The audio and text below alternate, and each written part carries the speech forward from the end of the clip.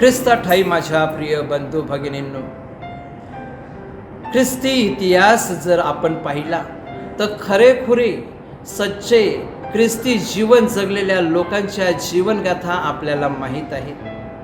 त्यांनी ख्रिस्तावर विश्वास ठेवला आणि ख्रिस्ताच्या प्रेमापोटी आपलं संपूर्ण जीवन अर्पण केलेलं आहे. ह्या ख्रिस्तासाठी आपलं प्राणार्पण केलेलं आहे, प्राणाची आहुती दिलेली आहे, त्याच्यासाठी रक्त सांडलेलं आहे.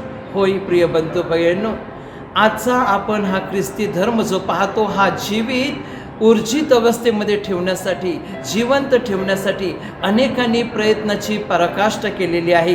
त्यासाठी त्यांनी धन लावलेलं आहे, आपली मालमत्ता लावलेली आहे, आपले सगळे कलागुण लावलेले आहेत आणि म्हणून आज आपण हा ख्रिस्ती धर्म जिवंत अवस्थेमध्ये पाहतो.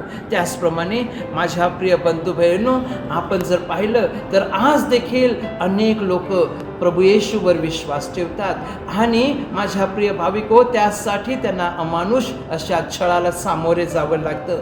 अनेक प्रकारचा त्रास त्यांना सहन करावा लागतो. तरीही ह्या जगामध्ये येशूवर विश्वास ठेवणारे, येशूवर श्रद्धा ठेवणाऱ्यांची संख्या वाढत आहे. आज माझ्या प्रिय बंधू भगिनींनो, आपण जर पाहिलं तर अमेरिकेसारखा बलाढ्य आणि प्रगत देश त्यांनी त्यांच्या चलनी नोटांवर मुद्रित केलेलं आहे, इन गॉड वी ट्रस्ट. देवामध्ये आमचा विश्वास आहे, देवावर आमचा विश्वास आहे. कारण त्यांना माहीत होतं आणि आहे की प्रभू परमेश्वरावर विश्वास ठेवल्यानंतर आपली प्रगती होते आणि देशाची उन्नती होते, हे त्यांनी अनुभवलेलं आहे. देवावरील विश्वास हा तारणदायी आहे. आणि महाराष्ट्राचा ख्रिस्ती इतिहास जर आपण पाहिला तर संत गोन्सालो ग्रासिया, ज्यांचा जन्म वसईमध्ये झालेला होता, त्यांनी प्रभू येशूवर विश्वास ठेवला आणि आपलं संपूर्ण जीवन प्रभू येशूला अर्पण केलेलं आहे, समर्पित केलेलं आहे. आणि मग पुढे आपण पाहतो की येशूची सुवार्ता देण्यासाठी त्याने भारतामध्येच नव्हे तर 7 समुद्रापलीकडे गेलेले आहेत आणि येशूची सुवार्ता दिलेली आहे. होय माझ्या प्रिय बंधू भगिनींनो, दुसरं महाराष्ट्रातील ख्रिस्ती इतिहासामध्ये उल्लेखनीय नाव म्हणजे नारायण वामन टिळक, नाव वा टिळक. आणि माझ्या प्रिय बंधू भगिनींनो, ह्या टिळकांचा जन्म रत्नागिरी जिल्ह्यामध्ये एका हिंदू ब्राह्मण कुटुंबामध्ये झालेला होता आणि लहानपणी ते हुशार आणि तीक्ष्ण बुद्धीचे होते. पुढे आपण पाहतो की शिक्षणासाठी त्यांनी शाळा स्थापन केलेल्या आहेत आणि एके दिवशी गाडीने प्रवास करत असताना ख्रिस्ती मिशनऱ्यांची ओळख होते, गाठ भेट होते आणि मग त्यांना प्रभू येशूची सुवार्ता दिली जाते, बायबलची प्रत दिली जाते. पुढे आपण पाहतो की नाव वा टिळक हे आपलं सर्वस्व प्रभू येशूला अर्पण करतात आणि त्याच्या नावाने बाप्तिस्मा घेतात. धर्मांतर केल्यानंतर नावा टिळक यांना अतोनात अशा अमानुष अशा छळाला सामोरे जावं लागतं. मित्र परिवार त्याचं मन परिवर्तन करण्यासाठी मन वळविण्याचा प्रयत्न करतात. नातेवाईक आणि घरातील लोक हे त्याला बहिष्कृत करतात कारण त्यांनी धर्मांतर केलेलं होतं.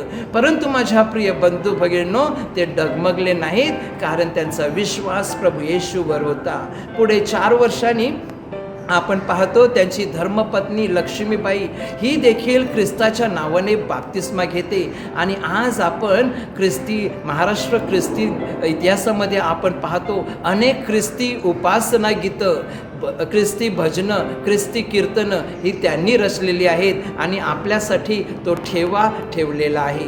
बंधू भगिनींनो, श्रद्धेशिवाय मानवी जीवन नाही, श्रद्धेशिवाय मनुष्य जीवनच जगू शकत नाही. आणि म्हणून मानवाने पहिल्या प्रथम देवावर श्रद्धा ठेवावी.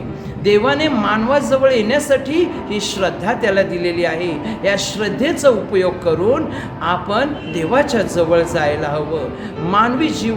मानवी जीवनामध्ये आपण पाहिलेलं आहे धोकेबाजपणा आहे, मानवी जीवन हे स्वार्थाने भरलेलं आहे.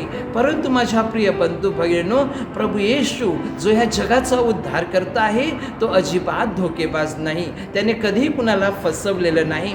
आणि म्हणून योहानचं शुभवर्तमान अध्याय 3 ओवी 16 मध्ये देवाचं दिव्य वचन आपल्याला सांगतं, देवाने जगावर एवढं प्रेम केलं, एवढी प्रीती केली की त्याने त्याचा एकुलता एक पुत्र पाठविला ह्या जगाच्या उद्धारासाठी, तारणासाठी.